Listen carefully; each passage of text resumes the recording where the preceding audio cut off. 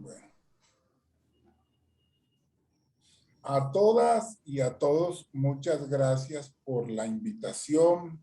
A Luis Fernando, a los colegas, a los compañeros del grupo de Escuela de Insolvencia, a los miembros de los demás chats. Mil y mil gracias por la invitación, por el espacio y por permitirme compartir con ustedes algunas ideas muy breves, muy concisas y muy básicas sobre este trabajo. Yo en primer lugar les quiero ofrecer excusas porque muy seguramente habrá muchas inquietudes, preguntas que no estaré en capacidad de responder sin duda, y adicionalmente porque lo que se trata en este caso es de contarles un poco por qué el trabajo, qué se hizo, qué es lo que yo veo en las instituciones que se consagraron y en la regulación, y de una u otra forma, qué es lo que debería, a mi modo, haberse hecho o implementarse de una mejor forma. Como lo decía el doctor Gonzalo, yo hice el trabajo en 5 capítulos. Eso tiene, digamos, varias explicaciones. Si uno compara este texto con los otros textos que yo he trabajado, va a ver que es un texto un poco distinto. No es el texto, digamos, del régimen de insolvencia en el segundo tomo, un texto denso, un texto con mucha estructura y mucho contenido, sino que yo me preocupé fundamentalmente de tratar de describir la regulación. La pregunta es, ¿y por qué me preocupé para describir la regulación? Porque a medida que la regulación se iba implementando, yo veía con preocupación que no se describía adecuadamente la regulación. Y muestra de eso, más adelante lo veremos, son los mismos cambios de postura que la Superintendencia de Sociedades ha tenido desde que se expidieron los decretos hasta hoy. Y en esa medida creo que es más necesario, en lugar de criticar y formular reparos o censuras a los textos que sin duda ofrecen dificultades en su implementación, pues tratar de precisar cuál es el alcance de cada uno de ellos para poderlos aplicar, y fundamentalmente por un ejercicio de solidaridad. ¿En qué sentido? En que estamos viviendo una situación compleja, una situación difícil como consecuencia de la pandemia, y esa situación compleja y difícil nos exige de todos poner lo mejor para que las instituciones, buenas, malas o regulares, con aciertos o con falencias, puedan ser aplicadas y se puedan obtener los resultados. Eso, por ejemplo, en algunos colegas que me lo han comentado, han echado de menos que el trabajo no sea un trabajo crítico. Algunos han dicho que es un trabajo políticamente correcto. A lo que yo he dicho, mi objetivo fundamental es que se expliquen las figuras y las podamos implementar sin perjuicio de esos. Ustedes ven mi postura con relación a ciertas instituciones que allí aparecen reguladas. En el primer capítulo yo me preocupé por hacer una referencia o una introducción o una aproximación, como allí se llama, a la regulación de la insolvencia. ¿Por qué quise hacer yo ese capítulo y allí y lo que está allí escrito, qué persigue o qué va detrás de eso? Fundamentalmente para ubicar al lector y a los operadores jurídicos en cuanto al alcance de las reglas, la filosofía, la principialística, las instituciones y los órganos.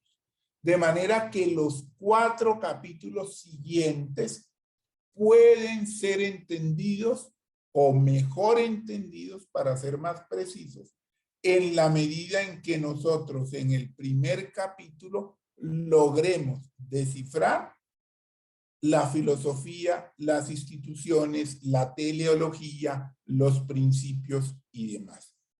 A mi modo de ver, este es el capítulo que les confieso que me gustó más escribir y sobre el cual traté de una u otra forma, por mi convicción o formación académica, de poder reflejar la principialística allí. Y eso ustedes lo encuentran con varias ideas. La primera, una necesaria referencia a las líneas generales del derecho concursal. Hoy todos hablan del derecho concursal, pero con imprecisiones, con falencias, con inexactitudes, y de una u otra forma me parece importante ubicar la expedición de las normas dentro de la disciplina propia del derecho concursal. Sobre esto volveré más adelante. En segundo lugar, hay que identificar el régimen que teníamos antes de la pandemia. Y como lo he dicho en el texto, ese régimen tiene identificadas o descritas ya a lo largo de casi 15 años de vigencia sus bondades, sus falencias, su problemática. De manera que todos entendemos que es un proceso de reorganización sin mayor dificultad. Todos entendemos que es una liquidación judicial. Todos entendemos que es una postergación de créditos, sin perjuicio de las dificultades generadas con ocasión de la introducción de las reformas por la Ley de Garantías Mobiliarias, que tanto trasegar nos da en la práctica, ¿verdad? Pero digamos que yo podría definir el régimen de la Ley 1116 y decir, mire, sus fortalezas son estas, sus debilidades son estas. ¿Por qué? Porque si vamos a plantear un nuevo régimen, lo menos que podemos pedir es saber ese régimen frente al régimen preexistente, qué tiene de nuevo, qué tiene de innovador, qué tiene de distinto, y si de una u otra forma se solucionaron algunos de los problemas identificados en la aplicación del primero. Y desde ya les digo, no fue así. En tercer lugar, nosotros nos ahondamos a mirar cuál es el estado previo de los procesos de insolvencia. Es decir, ¿qué pasó el 19? ¿Qué había el 19 de marzo antes de la declaratoria de conmoción? ¿Y cuál era el estado de los procesos de insolvencia? Yo no necesito describirlos. Ustedes saben la coyuntura por la que hemos venido pasando quienes trajinamos estos temas por los tiempos, ¿verdad? Por las respuestas, por los cambios de posturas y demás, y de una u otra forma por la represión de los procesos que a esa fecha veíamos. En ese sentido, yo dije, bueno, ahora miremos qué medidas se adoptaron para enfrentar la crisis económica desde el punto de vista del derecho de insolvencia. ¿Y cuál es la finalidad de esas medidas? Y me apresuré, o me aventuré a construir unos rasgos distintivos. Así como en materia de ley de garantías mobiliarias uno tiene unos rasgos distintivos, nos gusten o no nos guste, y uno puede decir, es una norma pro acreedor, ¿verdad? Y uno podría decir con la ley 222 o con el decreto 350 del año 89, es una norma pro deudor, o con la misma ley 1116, uno debe decir es una norma que trata antes de la 1676 establecer un equilibrio entre relaciones acreedores y deudores. Con la nueva regulación yo dije vamos a tratar de identificar cuáles son sus rasgos, y aquí viene una primera dificultad que uno encuentra en este ejercicio, Y la dificultad que encontramos en este ejercicio, amigos, ustedes la podrán observar, y es que hay dos decretos, uno de abril, uno de junio, completamente distintos, escritos en tiempos verbales distintos, con propósitos aunque similares. Entonces, la gran dificultad que se le presenta al operador frente a este escenario es, venga, ¿cómo armonizo yo el 560 con el 772? ¿Qué hay de común en el 560 y qué hay de común en el 772? Y a eso sumamos una particularidad, y es la reglamentación de esos dos decretos. Y vamos a ver, y aquellos que ya han llegado al tema de la insolvencia de la persona, de los trámites ante las cámaras de comercio, me corrigen, pero tenemos unas regulaciones dispersas, contradictorias y llenas de antinomias, ¿verdad? Y eso es lo que me preocupa a mí a la hora de tratar de construir una filosofía o unos rasgos distintivos de la regulación. Pero digamos que de la regulación, ¿yo qué encuentro? Encuentro primero que es temporal, dada la circunstancia que la origina. Segundo, es una regulación que parte de conservar los mecanismos concursales previos. Y eso es bueno. ¿Y por qué es bueno? Porque nos va a permitir comparar la ejecución de los mecanismos con lo que antes teníamos. En tercer lugar, es claro que la regulación apunta a estimular los mecanismos negociales, y así lo debemos entender y así lo debemos asumir. Sin embargo, algunos aspectos de la regulación, siendo más técnicos, apunta o dan al traste con esa finalidad y logran un efecto contrario, como por ejemplo la regulación de las controversias en las negociaciones de emergencia o la regulación de la validación de expedita ante las cámaras de comercio, por ejemplo. Un cuarto tema, y es que se amplía el radio de acción de los operadores de insolvencia. Si nosotros estamos precedidos de un colapso, de un estancamiento de los mecanismos de insolvencia establecidos en la ley 1116, particularmente por los tiempos de respuesta, lo que parecería razonable es que nosotros abriéramos espacios a nuevos operadores para que esos operadores contribuyeran a evacuar la carga reprimida, más que la carga reprimida, para evitar que se reprimieran las nuevas solicitudes y fluyera de mejor manera los escenarios en insolvencia. Sin embargo, yo veo con preocupación que ese rasgo distintivo, que a mi modo de ver es valiosísimo, la regulación desdice de ello. ¿Por qué? Porque concentra cargas en los jueces, concentra cargas en la superintendencia, y a mi modo de ver, con la NEAR se quedaron tímidos.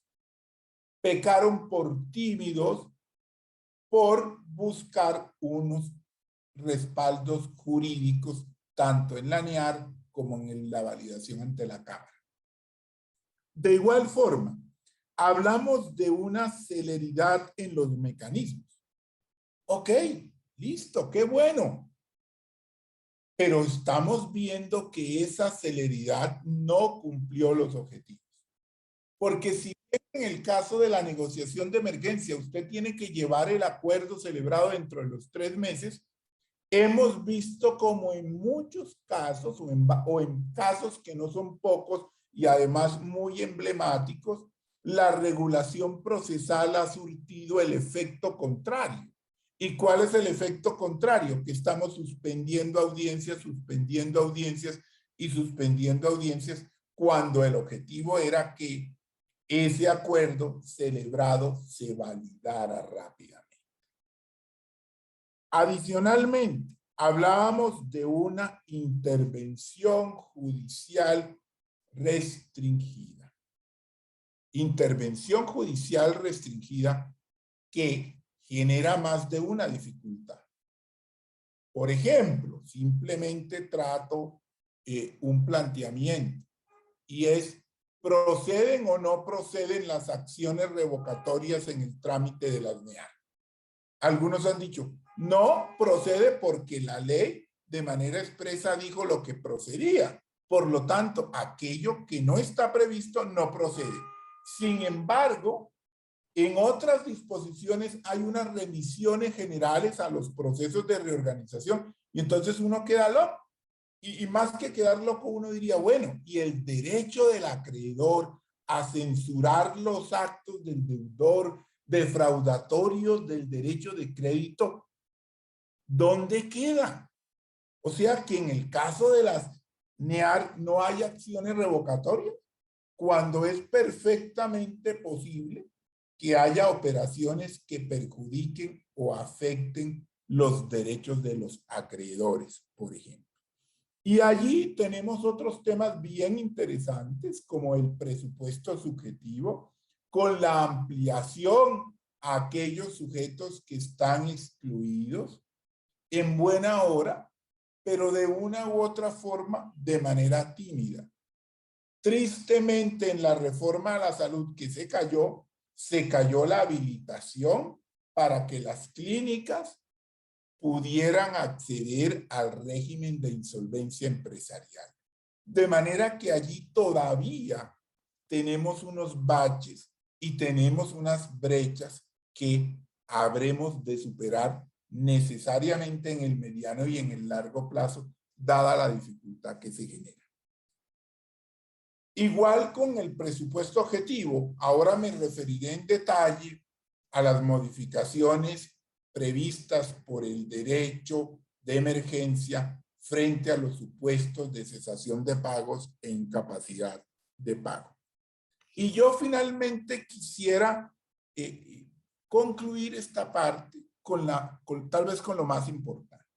Y lo más importante es lo económico, lo financiero, la flexibilidad, la negociabilidad, la ductilidad del sistema.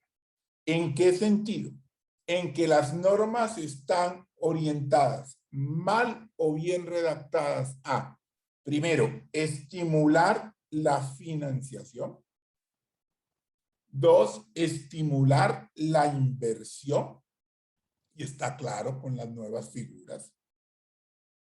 Y asimismo a proteger al deudor. Por eso hay una laxitud en los gastos de administración. Hay unas medidas para favorecer su caja y hay algunos otros instrumentos para darle maniobrabilidad a las empresas que venían ejecutando un acuerdo. Sin embargo, yo llamo la atención que esas medidas se quedaron cortas desde que nacieron.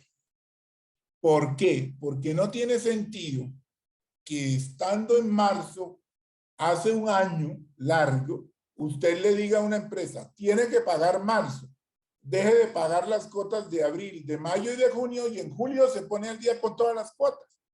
Yo sé que era muy difícil mandar un mensaje distinto en ese momento, pero hoy la realidad superó cualquier imaginación en los trámites de reforma a los acuerdos. Y hemos visto cómo los acreedores, viendo las dificultades del deudor generadas por la pandemia, se hacen lo de la vista gorda. No se ponen las gafas para considerar, por ejemplo, y no denuncian el incumplimiento. La superintendencia está llena de audiencias de incumplimiento, de audiencias de modificación.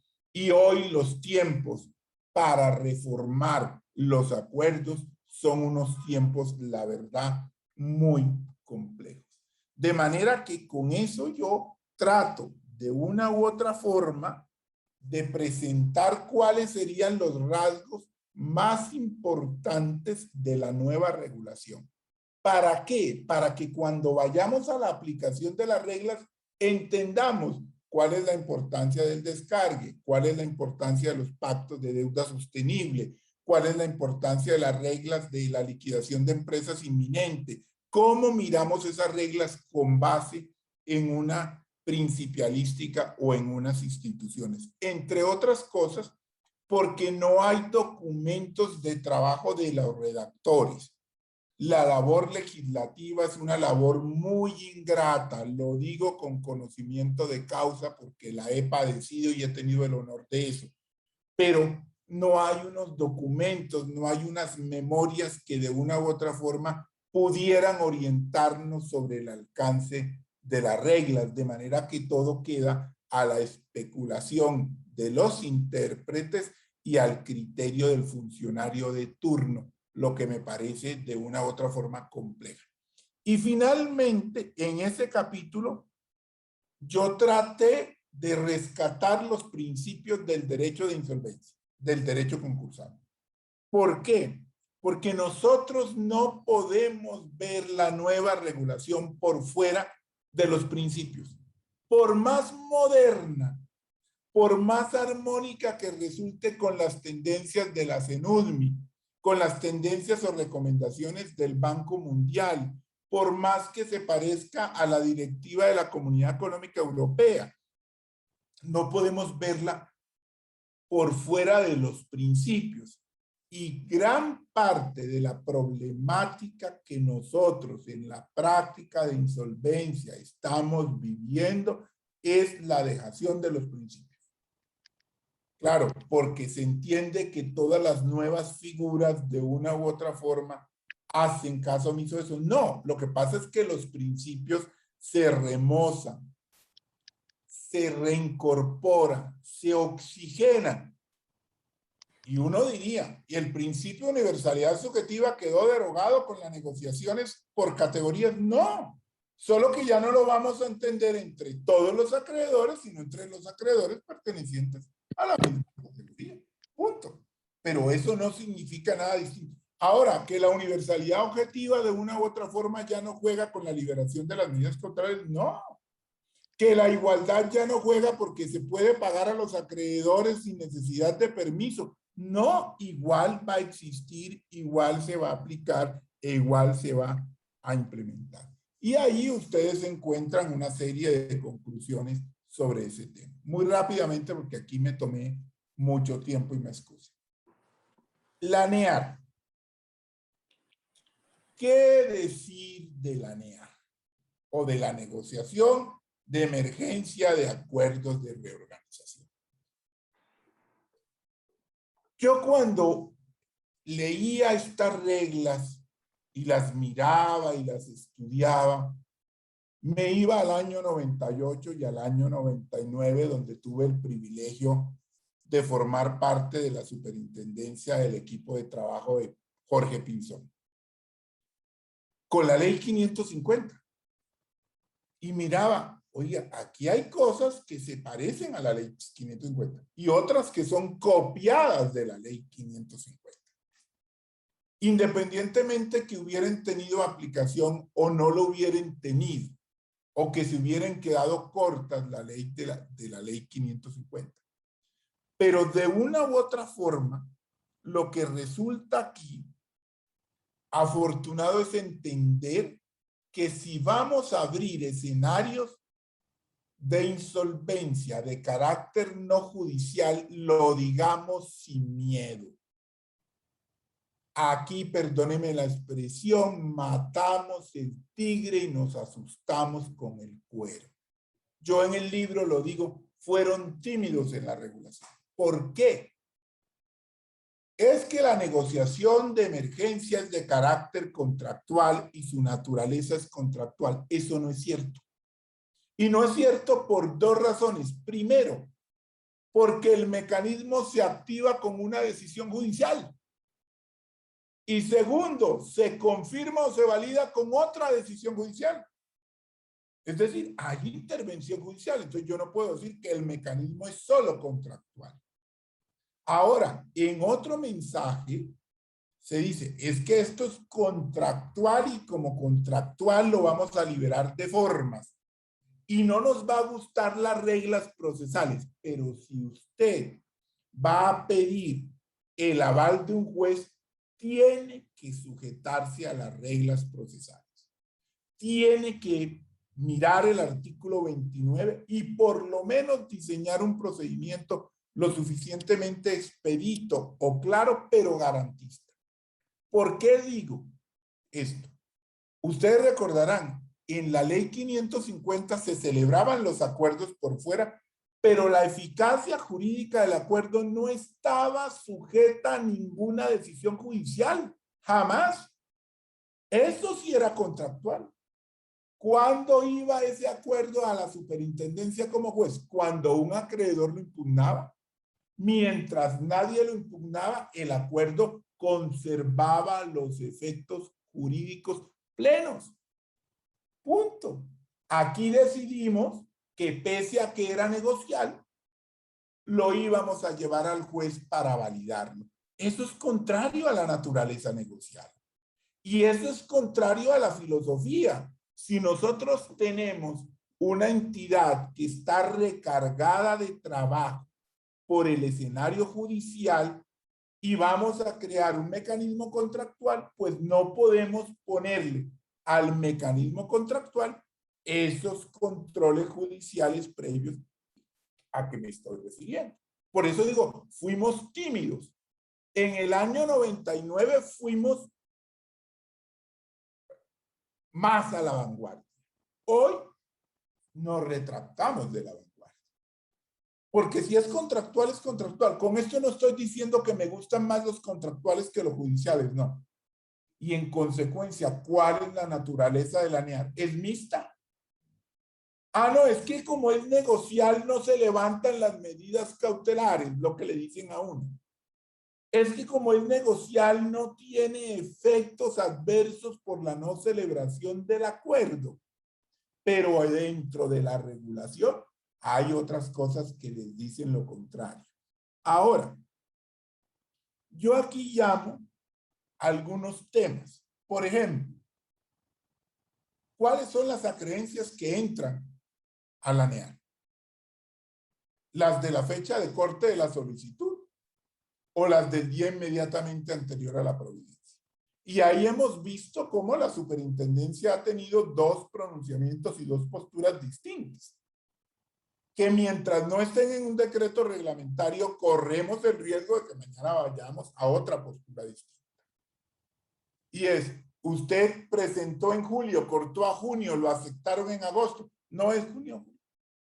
Era mucho más fácil decir, se cortó a junio, era junio. Pero ¿cuál era la problemática? Las obligaciones generadas entre junio y la fecha de aceptación, que eran gastos de administración y que la compañía no tenía caja para pagar. Pero si la filosofía de la NEAR fuera la filosofía de una validación del artículo 84 y a eso se pareciera por ser negocial, la fecha de corte debiera haber sido la fecha o el corte de las obligaciones, la fecha de corte de la solicitud, no la fecha de la admisión. Eso es para ponerles algunos problemas que ustedes muy seguramente tienen más identificados que yo en la práctica. Otra cosa en este tema, los eufemismos. Eufemismos. Las cosas hay que llamarlas por su nombre. Por su nombre, sin adornarlo. ¿A qué me refiero? Aquí no hablamos de objeciones porque eso es muy procesal. Hablemos de inconformidades. Y yo les pregunto, ¿y qué son las inconformidades? Objeciones. Por Dios. Cuando un acreedor levanta la mano y dice, no me deben 100 sino 200, eso técnicamente aquí en Shanghái, en la China, en la Conchichina, se llama objeción. Sin embargo, lo llamamos inconformidad. Y la pregunta es, ¿se corre traslado? ¿No se corre traslado? ¿Qué va? Y entonces ahí el juez entra en un tema de creatividad frente a una problemática generada como consecuencia del no reconocimiento de la verdadera naturaleza del mecanismo. Estoy describiendo realidades que todos ustedes conocen mejor que yo, pero que se explican por esta circunstancia. Yo lamento que uno de los instrumentos más valiosos en esta materia no haya sido adecuadamente utilizado, y es la negociación por categorías. O sea, la negociación por categorías es el instrumento más valioso, a mi juicio, para que un empresario de manera oportuna detecte la crisis y pueda salir adelante y avante. Miren, yo hubiera preferido que en este caso se implementaran reglas con la banca y se dijera, para habilitar los acuerdos privados que todos hemos hecho con la banca. ¿Cuál es el problema de los acuerdos privados en la banca? Que un solo banco le dice que no y usted terminó en 11.16. Con todo la estigmatización que implica llegar a un escenario como 11.16. Pues hombre, era más fácil decir acuerdos con la banca por mayoría y el banco que no quiera vaya y impugne. Chao y adiós. Pero no generar esos espacios necesariamente. Como les digo, yo veo ahí cierta contradicción. Queremos ir a lo moderno, queremos apuntar a la negociabilidad, pero al mismo tiempo nos aferramos. Pero como vamos a lo moderno, no implementamos lo clásico, por ejemplo, en materia de actuaciones procesales. Tercer tema, para ir cerrando la discusión y dar espacio a que ustedes manifiesten su parecer. El trámite de las cámaras de comercio.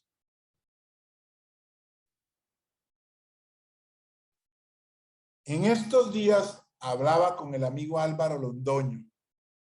Me decía, Juan J., ¿por qué te tiraste tanto tiempo y tantas páginas escribiendo de los acuerdos ante las cámaras? Creo que perdiste el tiempo.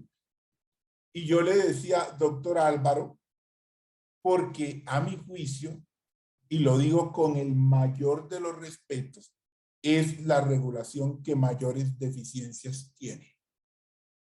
Una cosa dice el decreto, otra cosa dice el decreto reglamentario y otra cosa dice el reglamento de las cámaras.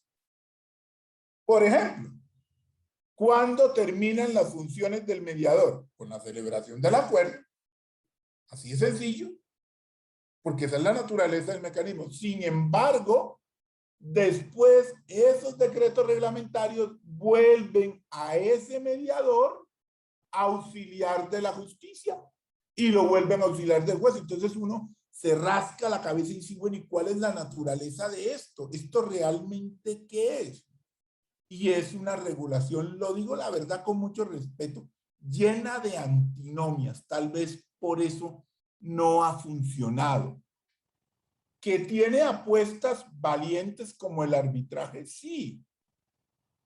Pero es que entremos en razón. Si un empresario a duras penas alcanza para pagar el asesor o el promotor, y yo les confieso, ¿por qué en el año 2010 se propuso que el representante legal cumpliera las funciones de promotor? Porque las compañías no tenían la capacidad para pagar la caja del promotor. Esa fue la razón. Yo creo que nos equivocamos cuando sugerimos que el representante legal fuera promotor. Pero esa fue la razón, porque se identificó una barrera de acceso. Entonces, hoy usted pretender que un deudor va a un trámite ante la Cámara, paga a su asesor, paga un mediador y paga un árbitro, es entender que ese deudor dificultades económicas en principio no parecería tener. Y ese instrumento que es valioso en la medida en que amplía a los operadores, amplía a los sujetos, ¿verdad? Es bien afortunado.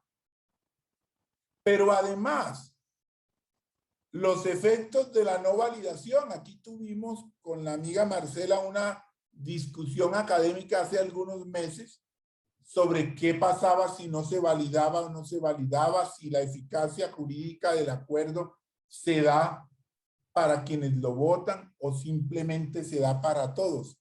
Y el decreto trae 3 respuestas distintas que ahí están en el libro.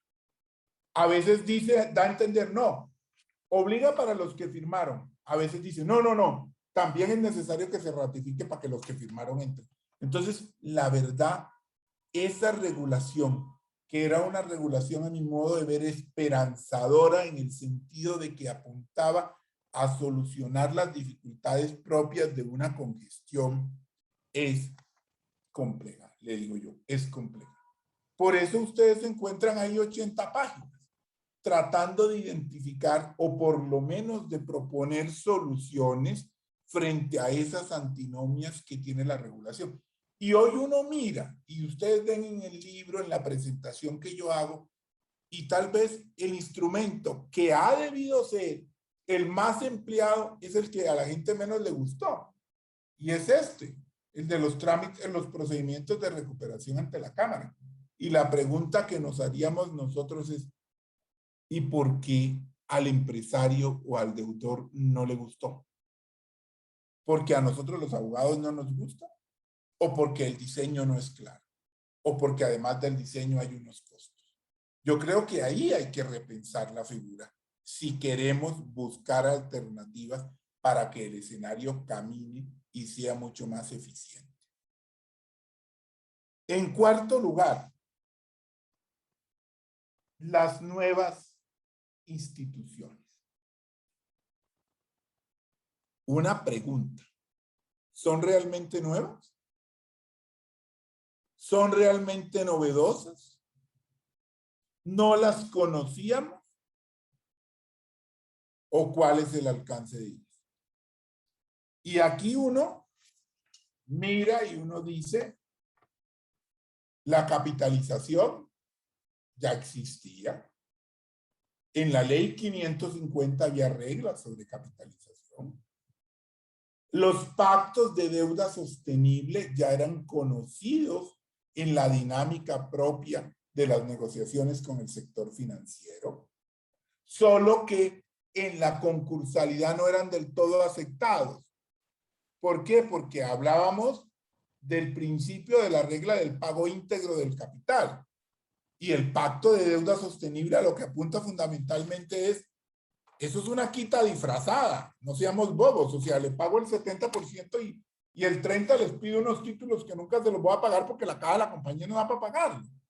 Pero independientemente de eso, la pregunta que uno se haría es, esas instituciones que se han mencionado como nuevas, el pacto de deuda sostenible, la capitalización, la descarga de pasivos y el salvamento de empresas en estado de liquidación inminente, ¿sí funcionan de verdad? No hablo de que en un caso o en otro caso se haya utilizado, no.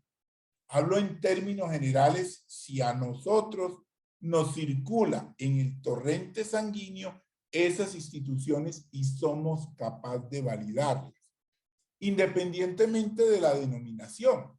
Nosotros podemos hablar de este descargue y este descargue es completamente distinto al descargue de la insolvencia de la persona natural no comerciante que ustedes han estudiado aquí en las conferencias del amigo doctor César Ucros sobre esos temas con la complejidad que eso genera. Pero ahora, esos mecanismos tienen un rasgo fundamental y es la voluntariedad. Y yo pregunto, ¿vale la pena seguir insistiendo en la voluntariedad? O, dada la circunstancia por la cual nosotros atravesábamos, ¿no era más razonable pensar que ciertas instituciones fueran impuestas por la mayoría? Yo recuerdo que en el año 95, en la ley 222 y en el mismo decreto 350, se imponían daciones en pago por mayoría. Y eso era un instrumento adecuado para permitir el desarrollo de los procesos y la liberación de la caja del deudor y demás. Hoy todo es consentido. ¿Por qué? Porque aquí voy con otra cosa. Tenemos marcadamente unas reglas para proteger a la empresa, que dicen ser para proteger a la empresa, pero llenas de instituciones de protección de cierto tipo de acreedores, y hablamos de frente, de los garantizados. Ese es un tema de fondo a discutir, una reflexión. Ok, ¿qué queremos? La pregunta es, ¿qué queremos con esta regulación? ¿Recuperar las compañías por efecto de la pandemia? Sí, es eso. Ah, bueno, ok. Entonces, ¿por qué aumentamos la protección de los acreedores garantizados? Es una contradicción, mis queridos amigos, insalvable.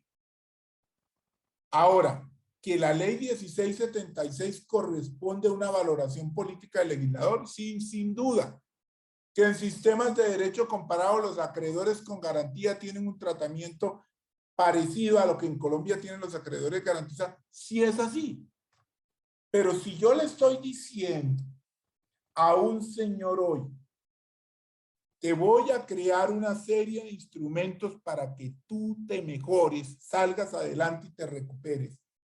Y sacrifico a todos los acreedores porque incluso a los de gastos de administración los estoy sacrificando porque les estoy diciendo, denle 90 días al señor para que no se quiebre.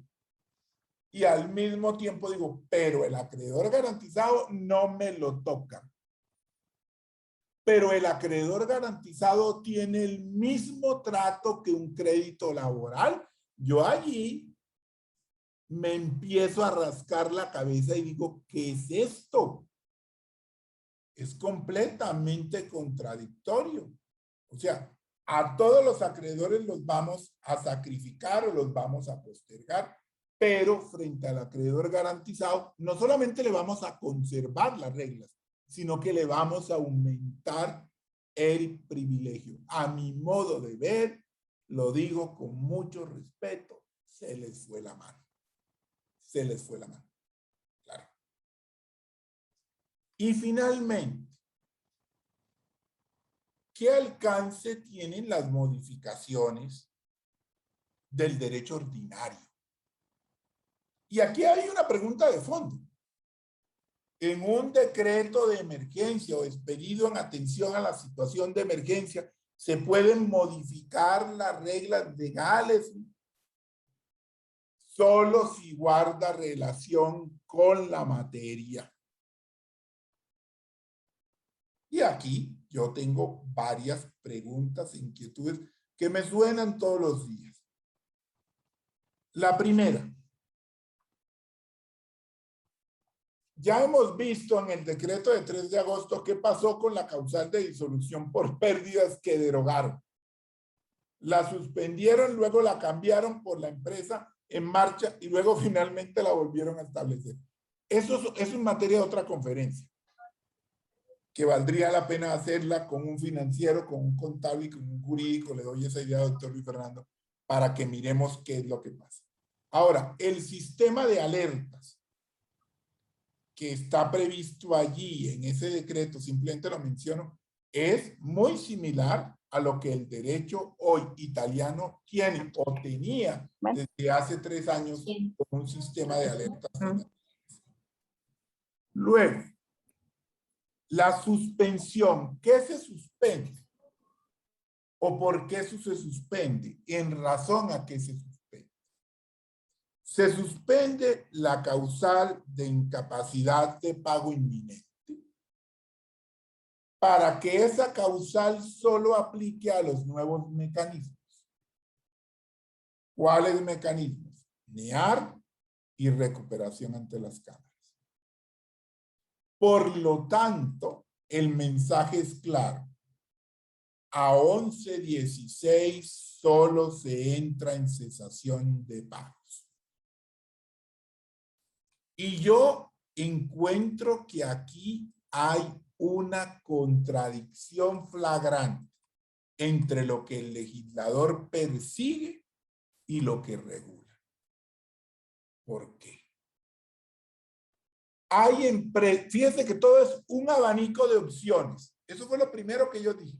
La tendencia hoy en el mundo, el menú de que habla el Banco Mundial es: póngale al empresario un buffet para que él escoja cuál instrumento es mejor.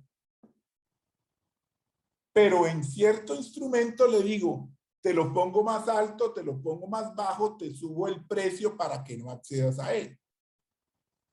Pregunta, ¿las NEAR son buenas? Sí, sí podemos celebrar el acuerdo en 3 meses. Pero hay compañías que no pueden celebrar el acuerdo en 3 meses. Porque por su naturaleza, por su actividad, por los antecedentes, por la forma como está distribuido el pasivo, es imposible hacerlo. No digamos mentiras. Cuando hay proveedores, dicen, mira, no, entonces, ¿qué le dicen a él? Espérate que estés más reventado de lo que estás y te vas a un procedimiento de reorganización. Cuando hoy el sistema o el mundo entero está diciendo en responsabilidad de administradores, anticípese. O sea, es contrario. Miren la antinomia tan brava que encontramos. Yo consagro un sistema de alertas para que el señor actúe. Y cuando el señor va a actuar, le digo, no, pero ven, no, aquí no. Procedimiento de reorganización, no, porque eso es judicial, porque eso es feo, porque eso se dilata.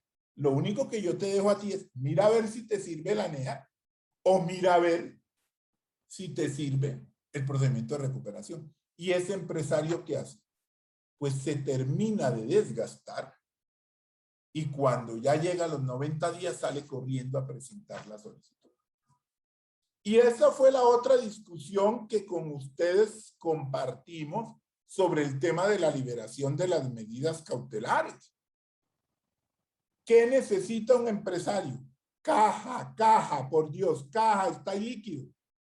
Y las medidas cautelares solo se levantan en los mecanismos ¿qué? Judiciales. Entonces, fíjense que allá hay otro mensaje contradictorio. Queremos negociales, pero no le damos ventajas a las negociales frente a las judiciales. Y vuelvo y repito lo mismo. Suspensión de la causal de incapacidad de pago inminente. Ahí habrá mucha agua que corre debajo del puente, pero mi lectura, por lo menos hasta ahora, es que allí el mensaje es distinto con la suspensión de la causal. Ya me refería a la liberación de las medidas cautelares. Pago sin autorización. Yo sugerí eso y la liberación de medidas cautelares en una conferencia al principio de la pandemia. Pero ¿qué veo? Que la regulación o la reglamentación es mucho más compleja que lo que quiere uno. Uno que quisiera que el señor le pagara a los acreedores que necesita pagarles. Pero miren a dónde vamos. Y además, ¿por qué? ¿Eso a dónde va? A evitar la congestión o a liberar a supersociedades de la congestión. Porque ¿qué es lo que más se demora en la práctica? ¿O cuál es la multiplicidad de solicitudes? Levánteme medidas cautelares y autoríceme pagos. De esos todos.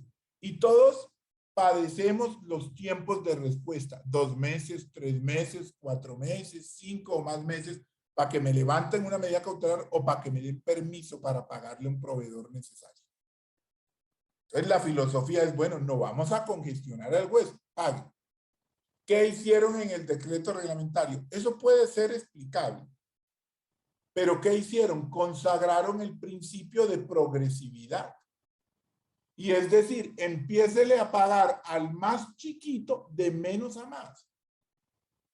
Entonces, si yo tengo hoy un proveedor estratégico que me tiene una materia prima y entro a un proceso de insolvencia, ¿yo le puedo pagar? No, porque tengo que pagar de abajo hacia arriba. Y bueno, y no estamos hablando de la discrecionalidad, de la flexibilidad, de la ductilidad. Pues lo lógico era que si eso fuera así, le permitiéramos a ese señor pagarse. Pero hoy todos radicamos solicitudes de autorización porque el pago a ese proveedor no encuadra dentro del principio de progresividad. Fíjense que ahí hay un efecto contrario. Los puristas dirán, no, es de menor a mayor, hay que proteger al más débil, pero el empresario necesita cierta discrecionalidad. Y aquí viene otro mensaje. Nosotros decimos, queremos flexibilidad, queremos ductilidad, queremos imaginación, pero al mismo tiempo estamos poniendo reglas que castran esa flexibilidad, que la restan, que no le dan libertad. Yo pregunto, ¿qué dificultades tiene uno para explicar cuando flexibiliza la prelación legal en un acuerdo? No sé si les ha pasado. Y explíqueme por qué ese artículo 41 y cuál es el beneficio y qué propósito va y qué propósito viene. ¿Por qué? Porque somos abogados formados a la antigua. Y es más fácil coger el código y chulearlo. Laborales, fiscales, que empezar a hacer combinaciones. Y eso tenemos entre todo que derrotarlo. Si nosotros no derrotamos eso, no tenemos posibilidad alguna de que esto cambie. Y finalmente, las pequeñas empresas. ¿Qué pasa? Miren las estadísticas. Y aquí hay economistas que me corrigen. ¿Cuál es la gran proporción del Producto Interno Bruto? ¿Dónde está? En las pymes, en la pequeña y mediana empresa. Y por eso la tendencia internacional, y hoy la CENUDMI está discutiendo un proyecto de las insolvencias de las medianas empresas. Ustedes van a encontrar en el libro algunas referencias a las directrices de esos proyectos que aquí no fueron del todo acogidas. Y mi pregunta es, ¿qué tiene una empresa grande o que no tenga una chiquita? Empecemos por ahí. La empresa grande tiene asesores. La empresa grande tiene una contabilidad organizada, o eso se supone. La empresa grande tiene un análisis financiero. Por lo tanto, con las empresas grandes sería más fácil hacer acuerdos en corto tiempo. Con las empresas pequeñas, y eso es un tema de dificultad desde el punto de vista profesional, cuando uno recibe una empresa pequeña y va a decir cuánto le cobra. Y yo creo que a todos nos ha pasado. Usted le cobra poquito porque el pasivo es poquito, pero termina siendo un mal negocio porque las empresas pequeñas son las que más trabajo tienen. Usted les tiene que ayudar a organizar la contabilidad, mirarle a ver cómo son los flujos, hacerle reformas, es decir, organizar la casa. Y toda esa organización, ¿qué requiere? Tiempo. Tiempo.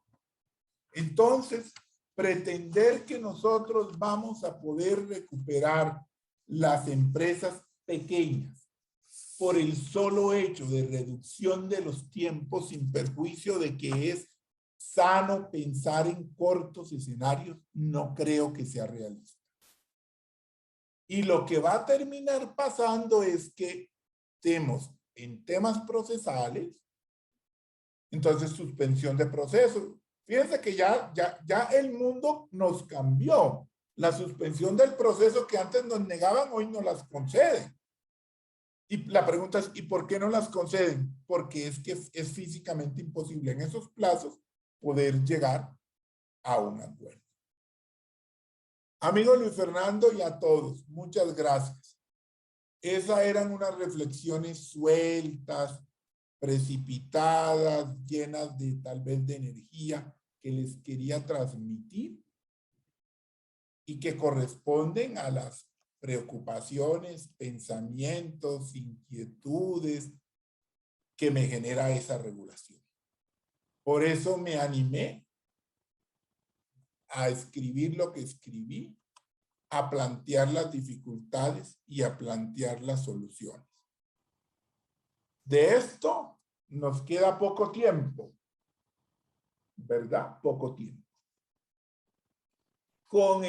No con el riesgo, sino con la posibilidad, entiéndanme bien el vocablo, de que esta regulación se vuelva permanente. Complejo, ¿por qué? Porque estamos en un año político. Y lo más fácil es prorróguese por 2 años más los decretos 560 y 772, sin hacer los ajustes que el sistema requiere, ¿verdad? Allí el tiempo nos dirá si son afortunadas o no las reglas. Yo solo sigo teniendo una preocupación, y es que las grandes insolvencias están por venir. El efecto de la pandemia no se ha visto. Se vio de manera inmediata con quienes no tenían la capacidad para resistirlo, con quienes tuvieron que coloquialmente bajar la cortina. Pero empresas medianas y grandes, los bancos han hecho esfuerzos, han hecho financiaciones, han corrido pagos a 6 meses, a 12 meses, ahí van. Pero nada ha despegado lo suficiente, el avión no ha despegado lo suficiente para afirmar que vamos a llegar a la altura requerida para no tener riesgos.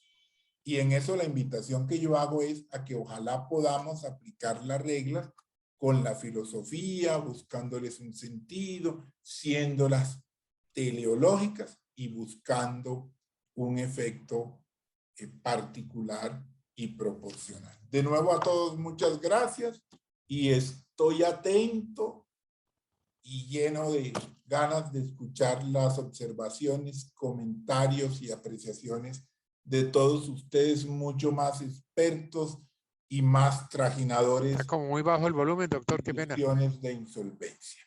Muchas gracias a todos. A usted, doctor Juan José. Vamos, el doctor Borda, por favor. Doctor Juan José, muchas gracias. La respuesta que usted nos ha dado colma todas nuestras expectativas. Como usted bien sabe, tenemos este grupo para alimentarnos, para nutrirnos de la academia concursal, que es nuestra pasión, nuestro medio de vida, nuestra forma de actuar como profesionales del derecho. Recuerde que este grupo está integrado por diversas disciplinas y eso lo hace diferente a muchos otros. Seguidamente, cumpliendo una de las dinámicas más interesantes de este grupo, le pido por favor que escuchemos a algunas personas que quieren consultarle, opinarle o hacerle comentarios sobre pues lo que usted nos ha expuesto hoy de una manera muy válida, muy interesante. Y contamos con un gran número de conferencistas y de actores de la concursalidad muy connotados, que sería pues innecesario mencionar o referir. Yo quisiera darle cabida en pocos momentos, en pocos minutos a diferentes participantes. Encuentro que el doctor Álvaro Izaza se encuentra presente y quiero que nos brinde un saludo y haga el primer comentario y luego seguimos con los que están queriendo hacer esta participación, doctor. Doctor Álvaro, bienvenido. Es usted miembro de esta familia. Lo queremos mucho y gracias por contar, por apoyarnos y por participar con nosotros, doctor Álvaro. Gracias, Luis Fernando. Un saludo a todos. Desafortunadamente, entré tarde, pues, pero porque tenía otra diligencia que hacer y no pude llegar a tiempo. Y lo oí, pues, como siempre, Juan José brillante. Muchas felicitaciones, doctor Juan J. Ya hemos tenido la oportunidad de conversar en estos días y me parece que el libro es muy buena obra. Yo no sé si trataste el tema, pero como es un tema pues que está de moda y que aquí también se trató en este grupo, quisiera hablar sobre la ley 2069, el artículo 4 sobre el tema de un futuro negocio en marcha. Ahí salió pues este decreto de la SIC, que lo tengo para estudiarlo este fin de semana. Veo que hay unas posiciones ahí como para unos parámetros de cuándo se está en riesgo de insolvencia. Pero quería hacerte una pregunta respecto a ese tema. En tu libro tú dices que, primero, que como está suspendido la causal de disolución por pérdidas, y luego vino esta norma posterior, también está suspendida hasta el año entrante, hasta abril. Sí, correcto. Sí. ¿Cierto? Ok. Y la otra cosa es que eso se da, pero es respecto, que sí se da, pero tiene que ver sobre balance o estado financiero de fin de ejercicio. ¿Correcto? Correcto. Pero, y como el tema tocas con responsabilidad de los administradores, es el tema de responsabilidad de los administradores y es otro tema que es conexo, pero que yo creo que por la obligación que tienen los administradores de actuar con diligencia, lealtad y buena fe, sí deberían informarle a los accionistas para que documentadamente le digan cómo va la compañía, para que se tomen las medidas más temprano que tarde y se pueda, antes de que se llegue al balance de fin de ejercicio, a la asamblea ordinaria, de pronto salir adelante. Y ese tema de responsabilidad de los administradores, me parece, aquí veo al doctor Polanía que lo ha trabajado muy bien. Ese tema es un tema que tiene que ver con esto y que ahí yo creo que le tenemos que meter más el diente. Yo creo, doctor Álvaro, mil gracias. Yo me identifico, de hecho el decreto, el último, el 3 de agosto, hace referencia a que es con estados financieros de cierre de ejercicio. Digamos que corresponde un poco a la interpretación que se había dado a la configuración de la causal de disolución del 457 numeral segundo del código. Pero digamos que eso es una cosa y otra completamente distinta, aunque conexa, es el tema de los administradores. Y yo creo que si nosotros estamos pidiéndole hoy a un administrador diligente, a un administrador formado, a un administrador con deberes fiduciarios, le debemos decir que actúe a tiempo. Digamos que esto además responde a las tendencias modernas en materia de insolvencia. De hecho, ya autores tan connotados como el profesor Ángel Rojo, autoridad en Iberoamérica, no hablan de insolvencia, sino de la preinsolvencia. Concepto complejo, pero hablan de los primeros avisores de la crisis o el alba de la crisis, ¿verdad? Y por eso yo me refería al derecho italiano con el sistema de alertas tempranas, ¿verdad? Que, obvio, hay que manejar las dos cosas para llegar a una conclusión. El hecho de que todavía no esté la configuración por el cierre de fin de ejercicio no se traduce en inercia del administrador, porque el administrador debe ser diligente y si ve que de una u otra forma va a llegar allá, pues no debe esperar a que llegue allá, sino debe de manera pronta empezar a tomar medidas.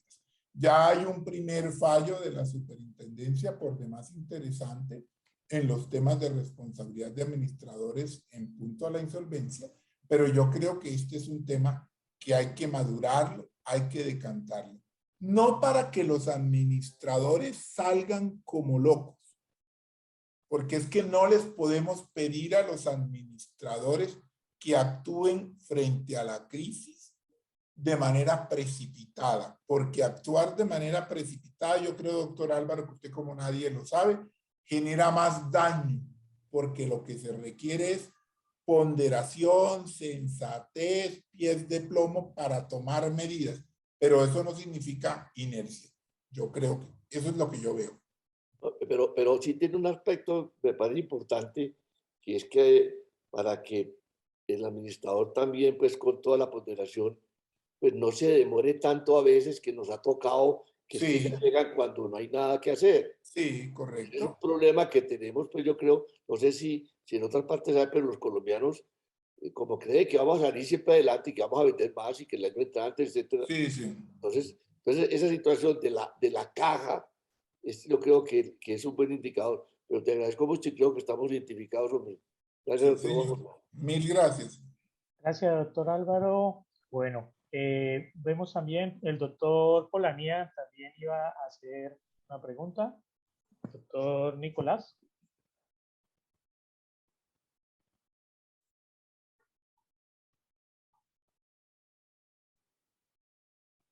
Sí, señor, muchas gracias, doctor Luis Fernando.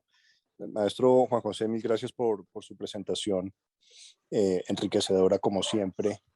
Yo tenía la siguiente duda para su señoría sobre un punto de interpretación y es el siguiente.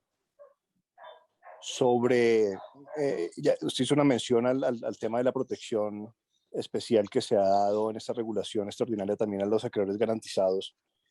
Y hay un punto que ha resultado particularmente controvertido y es el de las medidas cautelares que se registran como garantía mobiliaria para que tengan efectos concursales. Con ocasión de la regulación de emergencia se suspendió esa posibilidad, pero por la redacción de la norma, doctor Juan José, pareciera que se restringe esa posibilidad siempre que se pretenda hacer valer esa garantía en un proceso de los que trata el decreto 772 y no en todo proceso concursal. ¿Usted tiene alguna opinión sobre ese punto? Y me excusa lo muy específico, pero me llamó la atención. No, mil gracias, doctor Nicolás. Mil gracias y es un gusto saludarlo. Y mire, lo que yo diría es lo siguiente.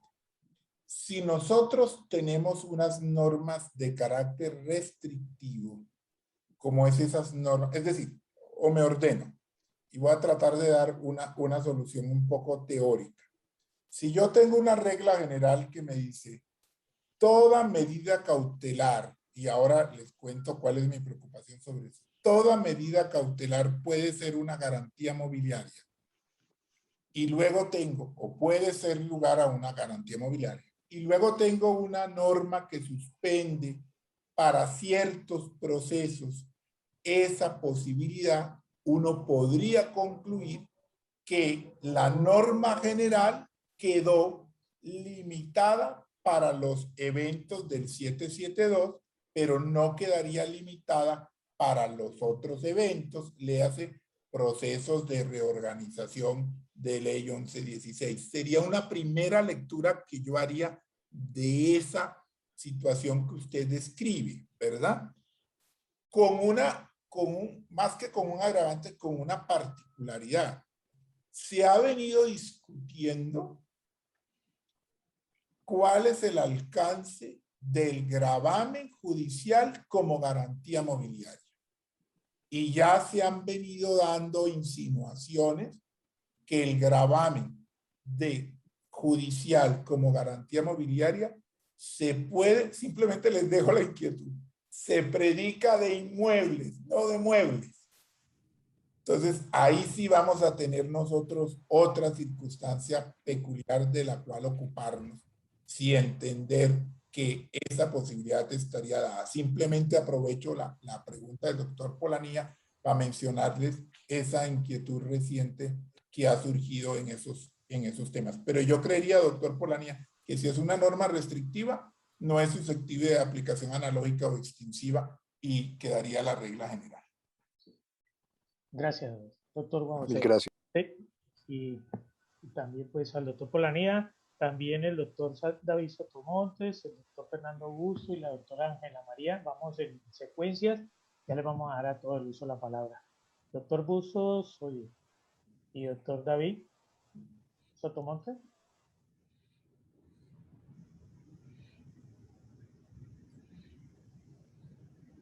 Buenas tardes, muchas gracias.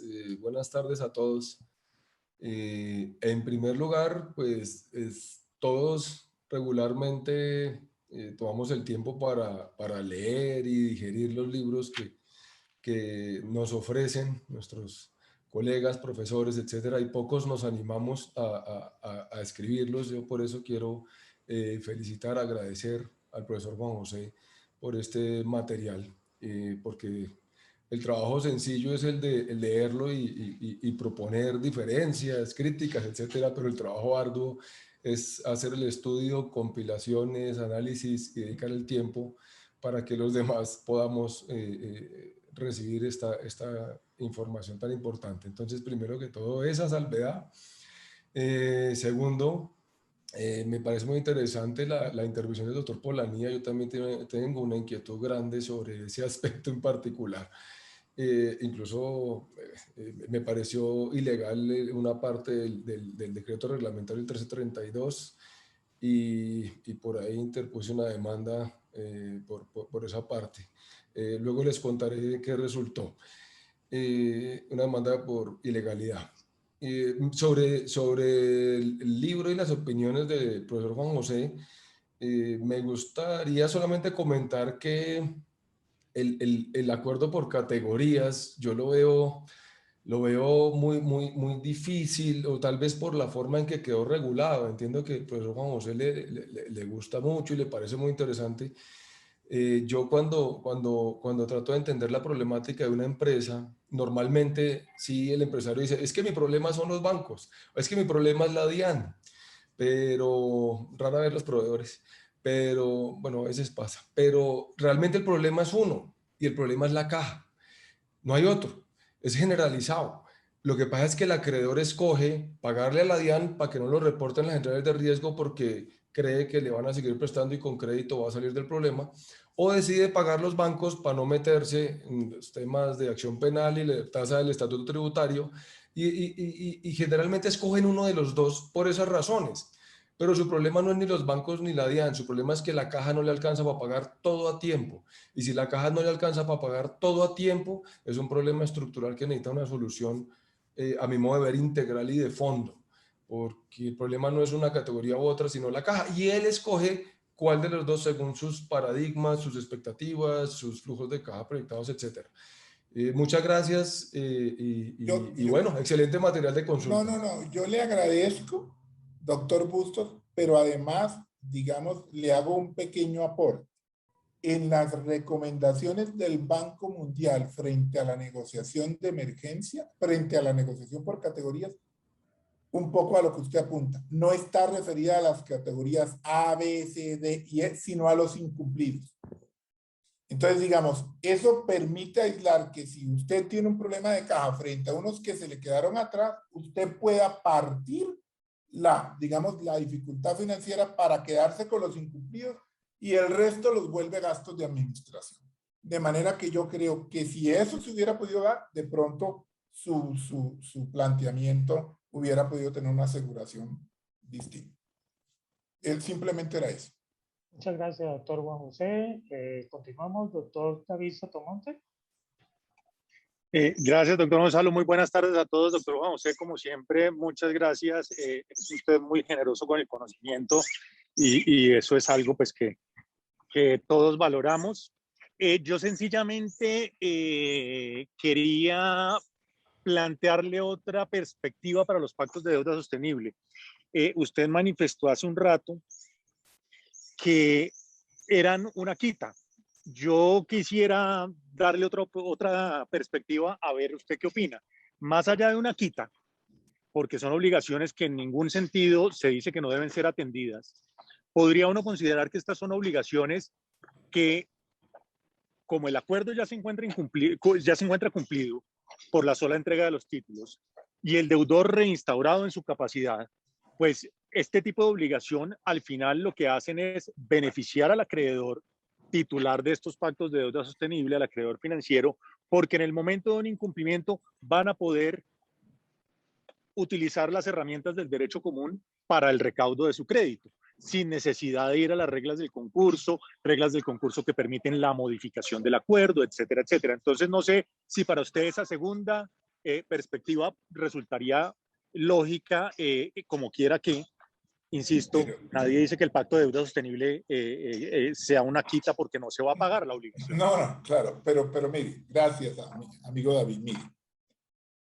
Yo creo, lo que pasa es que en esa descripción que usted hace, no tendría razón de ser el pacto de deuda sostenible, porque lo vuelve un gasto de administración o lo libera de la insolvencia, ¿verdad?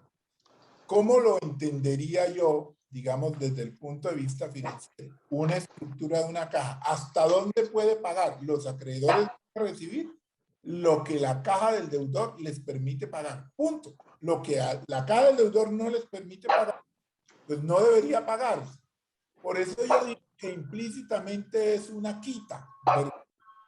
Pero sin embargo, la regulación, a mi modo de ver, yo la vería así, ¿sí? Ahora, habría que explorar con mayor detenimiento si lo que se trata de una u otra forma es que esos acreedores queden con una posibilidad de exigibilidad de esa obligación. Porque si es así, no ganamos nada con el pacto de deuda sostenible. Porque el pacto de deuda sostenible parte, como su nombre lo indica, de lo que se puede pagar. Y si lo dejamos por fuera, luego de la declaratoria de cumplimiento, pues listo. Salvo que digamos, es posible salir de insolvencia dejando un pasivo que se atenderá posteriormente. Pero para eso yo creo que hay otra figura que es mucho más atractiva, que podría ser la novación, que genera amores y desamores, odios y pasiones, ¿verdad? Pero que me parecería que en ese escenario sería mucho más efectivo hacerlo a través de una novación total o parcial que a través de los temas de pacto de deuda sostenible. Muchas gracias, doctor Juan José. Pero aquí, perdón, insisto en la pregunta y robándome el tiempo de los demás. Y es que acaso el pacto de deuda sostenible, como está descrito en el decreto, no comporta una innovación, porque esa es una de las inquietudes grandes que surgen. Lo que le dice a uno el decreto es, para hacer más corto el tiempo del acuerdo, usted entra los títulos y con eso se entiende cumplido el acuerdo. No extinguida la obligación, pero sí cumplido el acuerdo. Entonces, claramente hay una modificación estructural de la innovación, de la obligación, que podría uno pensar que conlleva una innovación. Y seguiríamos en el mismo escenario. No le estoy dando un plazo de pago, sino sencillamente le estoy diciendo, aquí están sus títulos, está cumplido el acuerdo, y los títulos, claro, contendrán, dependiendo del tipo de título, contendrán una obligación clara, expresa y exigible, etcétera, etcétera, en unos términos afuera del acuerdo, pero una vez ya cumplido el acuerdo. Entonces, ahí no hay una innovación, doctor Juan José. Perdóneme, yo miro la norma. Con el fin de reducir los términos de pago, esa es la finalidad de las obligaciones en el tiempo en los acuerdos de reorganización, se podrán incluir pactos de deuda sostenible bajo las cuales no se contemple un cronograma de pago y la extinción total de las obligaciones a favor de las entidades financieras como parte del acuerdo, sino su reestructuración o reperfilamiento, para lo cual deberá ser aprobada por el 60% de la categoría de los financieros. En estos casos, los términos del acuerdo de reorganización se entenderán cumplidos cuando el deudor emita y entregue a esos acreedores los títulos que contengan los términos de las obligaciones respectivas. Yo te haría una pregunta. ¿Cuáles son las obligaciones respectivas? ¿Las que no se pagaron o las que se pagaron?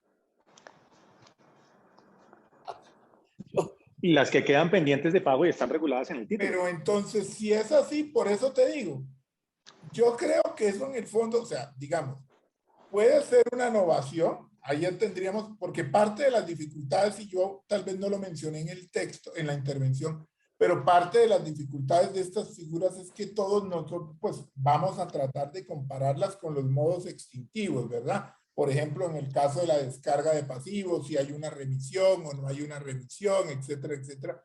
Pero yo te diría aquí que si el objetivo es que esas obligaciones no permitan el cumplimiento del acuerdo y solo es eso, lo volvimos un gasto de administración o una novación.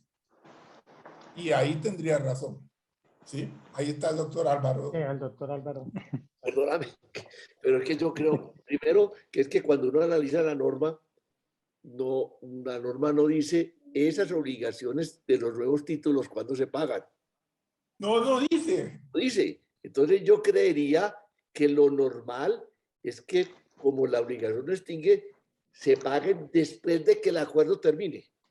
Claro que sí, y esa es la filosofía, o así ¿Cierto? lo entendemos, doctor Álvaro. Claro, ok, muy bien. Pero yo creo que no es innovación porque la innovación tiene que ser consentida. No, pero acuérdese que en los convenios puede haber un animus novandi. Ah, y el sí, novandi pero hay que manifestarlo. expreso o tácito. Pero hay que manifestarlo, ¿cierto? No, pero puede ser tácito. Entonces, digamos, eso es parte de la discusión, ¿verdad? Exacto. Aquí lo que hay que ver es si se cambió un elemento estructural de la obligación como para pensar en que hay innovación. Claro, Y parecería que sacarla de una obligación a una obligación más que post, porque se pagará una vez cumplido el acuerdo. Entonces me perdonan la expresión antitécnica, pero eso es más que post, va más allá de un gasto de administración. Ese solo cambio podría generar esa inquietud frente a la innovación. Pero yo creo que no es gasto post por lo siguiente, porque es que la obligación surge por el acuerdo. En el acuerdo que uno hace para que eso se dé y entregarlo los títulos, surge por ese acuerdo, no porque sea una nueva obligación que en el giro ordinario del negocio. Claro, pero doctor Álvaro, como el acuerdo se entiende cumplido con la entrega de los títulos, es que ahí está lo complicado. Porque yo por el solo hecho de entregar el título no he cumplido la obligación primitiva, pero se entiende cumplido el acuerdo. Entonces ahí es precisamente donde se generan las dudas. Y para echarle más leña al fuego, ¿qué pasa si yo incumplo uno de estos títulos o la obligación contenida en uno de estos títulos? Si ya el acuerdo de reorganización está cumplido, ¿me voy a liquidación? Yo creo que la respuesta es no.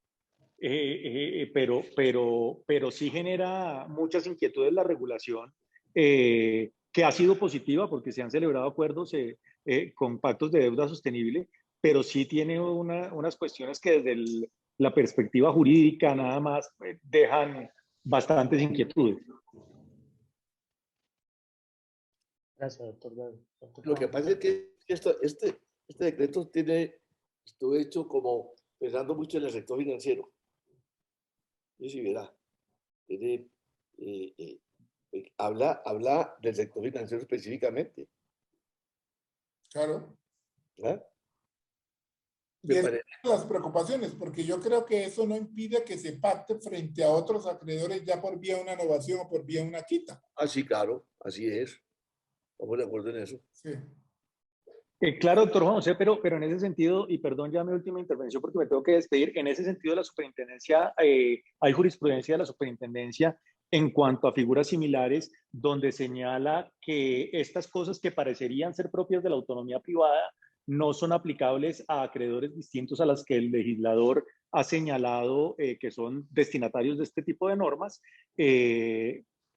pues, obviamente con todo un fundamento lo dice la superintendencia, pero eso haría que uno pueda dudar que se pueda pactar. Le pongo un ejemplo.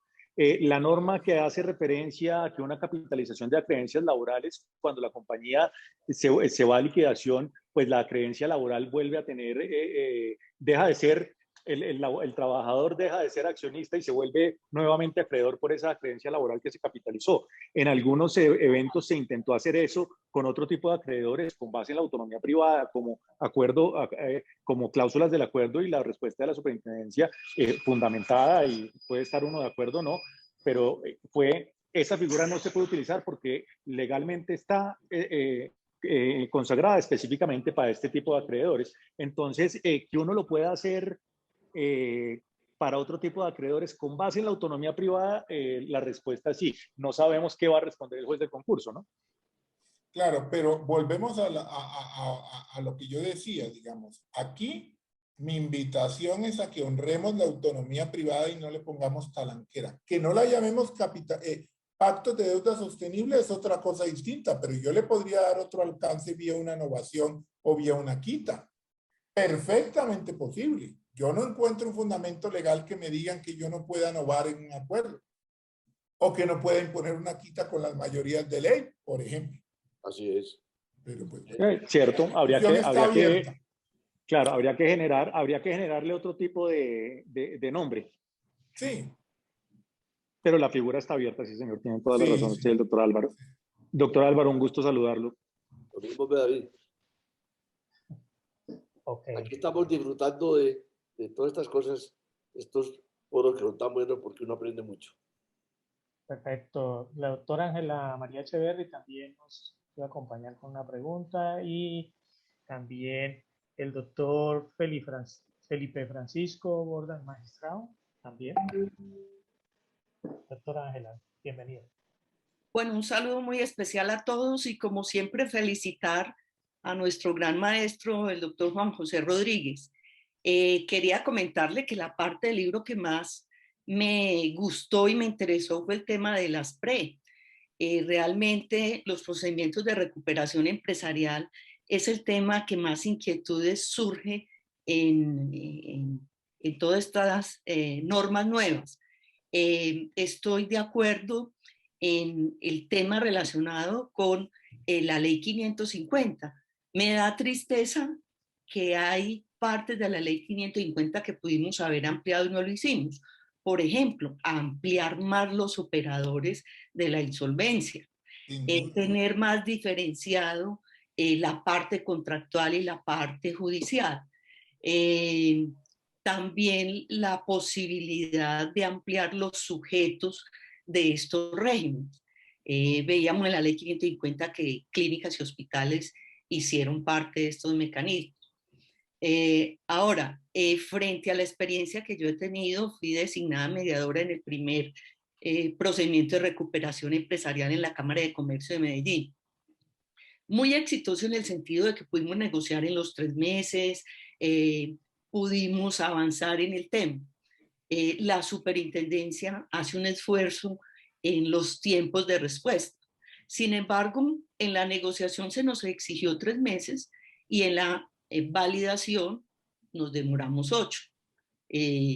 Entendiendo pues que es una entidad congestionada, que está haciendo lo imposible por responder ante una situación tan crítica.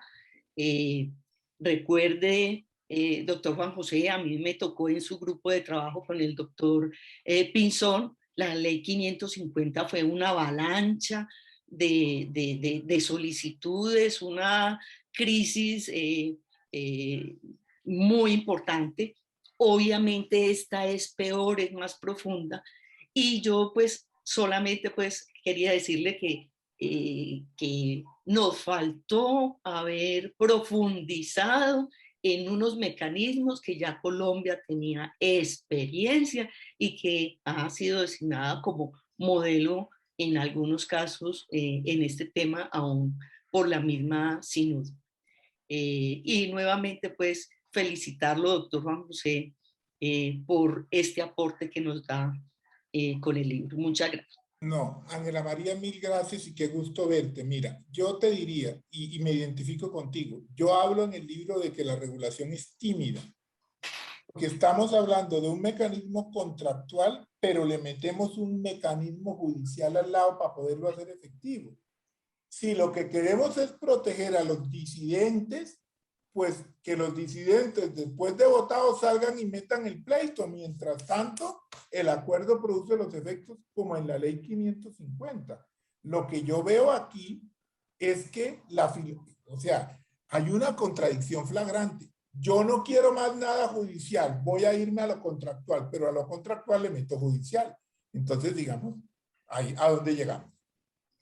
¿A dónde llegamos? Esa es mi preocupación. Y tú lo has puesto, es decir, imagínate, 3 meses tú logras el acuerdo, 8 meses para que te lo validen.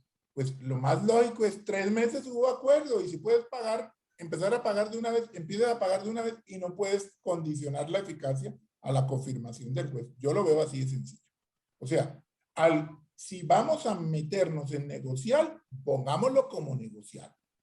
Y el que ya sabe cómo es el negociar, que le apueste al negociar. El que no, pues se va al judicial, pero no hagamos esos medios, ¿verdad? Esas combinaciones que realmente me parece que dan al traste con el objetivo que se quiere. Por eso yo, cuando la naturaleza de los mecanismos, digo, es que no son del todo negociables, porque le metieron una cantidad de autorizaciones judiciales que los desnaturalizaron. Ok. Gracias, doctor Juan José. Gracias de nuevo, Ángel. Ok, ya casi vamos, también algunos están levantando la mano, algunos otros me estaban escribiendo, pero vamos en la secuencia. Doctor Borda iba a hacer una observación que vi. Está cerrado el micrófono, doctor Borda. Quiero hacer un comentario al margen de esto. Uno de los logros grandes que hemos tenido el día de hoy es vincular a la rama judicial a estos foros. Tenemos la presencia de los magistrados del Tribunal Superior de Buga y nos complace tenerlos porque la participación de la justicia ordinaria en los temas concursales es muy grande y esa es una tarea en la que nos hemos empeñado en mantener una buena dinámica, una buena integración con los actores importantes de la concursalidad como son los jueces de la República. Yo le agradezco al doctor Orlando Quintero, a la doctora Patricia Balanta, al doctor Felipe Francisco Borda que se encuentran presentes y pues como Felipe Francisco Borda es mi hermano, pues quiero que nos brinde un saludito y continuamos con los comentarios que surgen de esto, porque faltan todavía algunas personas abusando del tiempo de ustedes. No sé, doctor Juan José, si ya tenga que irse o ya nos... Pero por lo pronto... Hasta las 7 yo tendría tiempo. Bueno, doctor, o sea que nos quedan 20 minuticos. Doctor Felipe Francisco, bienvenido. Y aquí tiene a su amigo también, el doctor Juan José, porque la importancia de este acercamiento con la rama jurisdiccional es lo que yo te decía en muchas ocasiones, es que tenemos muchas dificultades de interpretación, siendo la misma norma, tenemos unas normas muy dispersas y tenemos unas interpretaciones muy distintas que hacen que la concursalidad no pueda avanzar debido a esa falta de unidad de criterios. Entonces, gracias por participar y quiero que le brindes un saludo al doctor Juan José. Claro, Luis Fernando, disfrutando como lo he hecho muchas veces en escenarios del Instituto Colombiano de Derecho Procesal, al doctor Juan José Rodríguez, quien con la habitual maestría aborda los temas de los cuales es conocedor, pues, a ultranza. Doctor Juan José, qué gusto escucharlo. No pude estar desde un principio, abrevé un tanto en su charla, interesante, como siempre, ya lo dije, desde la perspectiva de las medidas cautelares. Y en fin, qué importante volverlo a ver y a escuchar y como lo decía mi hermano, estos temas que nos involucran a los funcionarios de la rama judicial de las acciones de tutela, que cada vez son más frecuentes, esto pues hay que decirlo, en tratándose de todos estos trámites concursales. Y como también lo apunta Luis Fernando, yo he notado una disparidad de criterios muy grande, por ejemplo, entre pronunciamientos nuestros acá en la sala civil familia del Tribunal de Buga con pronunciamientos de nuestra homóloga del Tribunal de Cali. Pero bueno, en esas estamos. Ustedes conocen la cantidad y la congestión en la que vivimos la especialidad civil, tanto los juzgados civiles de circuito como los magistrados de la sala civil y de la sala civil familia en el caso de Buga.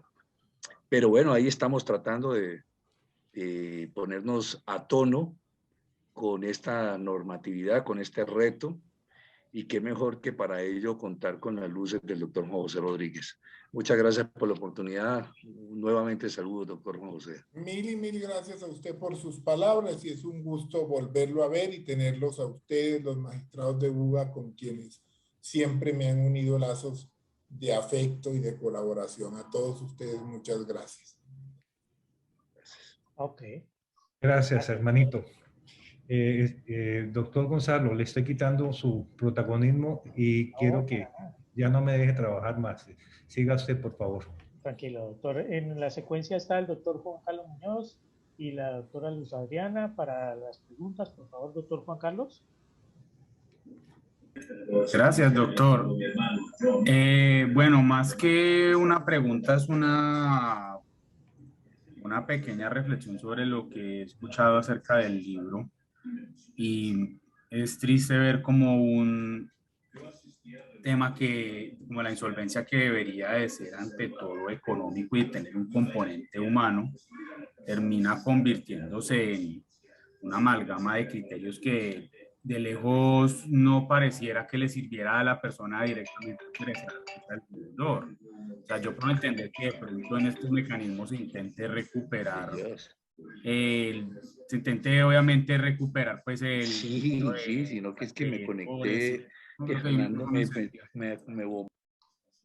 Bueno, y se intente obviamente recuperar el dinero, también evitar algunos fraudes, por lo cual es obviamente, claro que se podría presentar en estos casos de manejo de dinero, pero es en un tema que es económico y sobre el cual detrás hay también tragedias familiares, hay casos de suicidios, hay casos de una desesperación clara, que los que trabajamos en estos trámites, independientemente de si es una insolvencia empresarial o es una insolvencia de persona natural o comerciante, tenemos que ver de buena mano.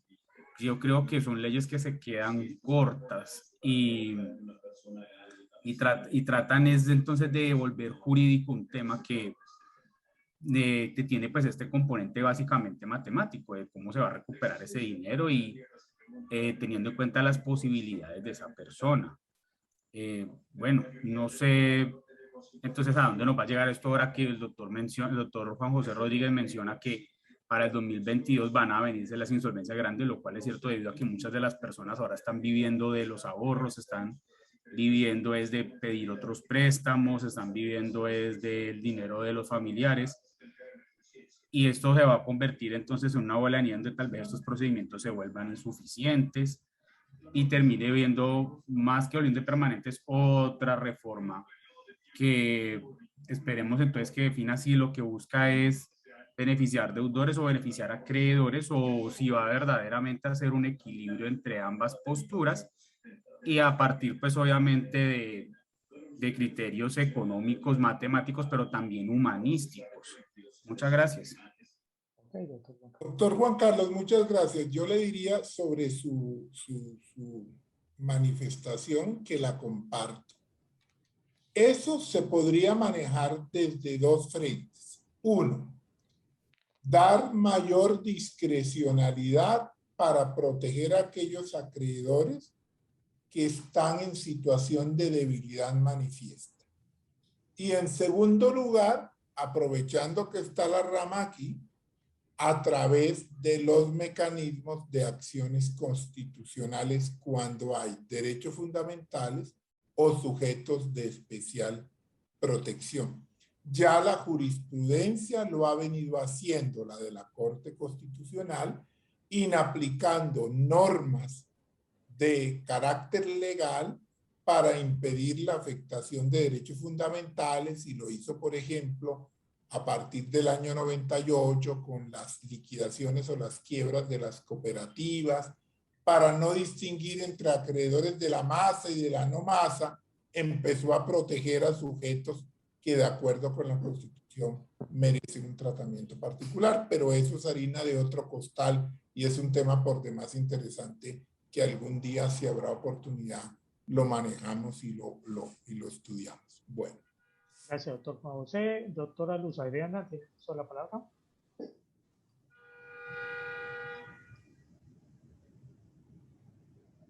Buenas noches. Más que una pregunta, es la apreciación de pronto de estos escenarios, dándole las gracias al doctor Luis Fernando Borda. Hoy tuve el placer de conocerlo ayer. Acabamos de ser admitidos en un proceso de reorganización. Soy la jurídica de la empresa de recursos tecnológicos DRT, empresa de Vallecaucana, descentralizada de la Gobernación del Valle. Y la verdad que mil gracias, doctor Borda, por permitirme pues estar aquí en esta reunión, poder aprender un poco más. Soy muy partidaria de estar en estos escenarios, de poder exprimir un poquito. Me quedo sorprendida, sí me causó como mucha el apellido Borda, y pues soy ucevista, orgullosa. fui alumna del doctor Borda, de la doctora Balanta, del doctor Quintero, y la verdad que me siento halagada de estar aquí aprendiendo un poco más de todo este proceso de ley de insolvencia. Estuve en ley de insolvencia, yo participé de un proceso de ley de insolvencia propio en un momento de crisis y sé que son una norma y es un proceso que salva vidas. Y la verdad que ahora estoy de la parte jurídica en una empresa, una entidad del Estado, donde gracias a Dios hoy estamos admitidos en ley de 550 por la Superintendencia de Sociedades, y la verdad que es más que yo compartir con ustedes, y muchas gracias, mil gracias, excelente. También pues tuve que entrar un poquito tarde, saben, por el tema de las responsabilidades pues de la empresa, pero la verdad, y gracias, y espero poder seguir compartiendo con ustedes estos escenarios. Dios nos bendiga. Gracias, doctora Luz Adriana. Doctor Borda. Gracias, doctora. Gracias, doctores. Yo creo que no abuso más de su tiempo. Sí, claro. Ya cerramos aquí, quedamos altamente complacidos. Creo que lo que sigue ahora es prontamente vernos en Cartagena. Aprovecho para decirles, para animarlos, para que vamos a ese evento del Congreso del Instituto Colombiano de Derecho Concursal, que ya lleva unas 14 ediciones, con un notable éxito, en donde los mismos partícipes de aquí vamos a estar presentes allá y podamos disfrutar y podamos compartir nuestros conocimientos y podamos seguir en esta dinámica que nos alimenta, que nos nutre a todos, que nos sirve, que si bien no nos ponemos de acuerdo en muchas cosas, esto hace que la concursalidad adquiera más fuerza y se pueda aprovechar en beneficio de las empresas y de los deudores que tanto la necesitan, y sobre todo en estos momentos de crisis. Muchas gracias, doctor Juan José, doctor Álvaro Londoño, Álvaro Izaza, perdón, me saluda a Álvaro Londoño, que no lo vi, al doctor Fernando Bustos, a la doctora Ángela María, a mi hermanito Felipe Francisco Borda, a la doctora Marcela Obriastre, que también está por acá, que no habló, pero ella es muy dinámica con nosotros, a la doctora Claudia Zapata, el doctor Fabio Cataño, bueno, muchos otros compañeros de este grupo, el doctor David Sandoval también se encuentra presente, y bueno, pues haría muy extenso reseñarlos a todos. Gracias nuevamente, nos vemos próximamente, no quiero seguir abusando de ustedes. Esto de lo del libro era una necesidad porque todos nos vimos interesados en tener el libro, y por eso el doctor espontáneamente se ofreció a brindarnos esta charla, en la que quedamos altamente complacidos, y nos vemos en Cartagena próximamente, donde podemos seguir disfrutando estos temas tan interesantes y apasionantes para nosotros. Una feliz noche y infinitas gracias a todos. A todos, mil gracias, Luis Fernando. Gracias a todos por ponernos a estudiar, por ponernos a pensar y por entender que en la vida todo cambia, y en esa medida debemos entender las cosas. Muy amables. Gracias. Una buena Gracias, Juan José. Adiós. Muchas gracias. Feliz noche. Gracias. Muy amable. Gracias. Gracias, doctor Juan José. Hasta luego. Buenas noches para todos.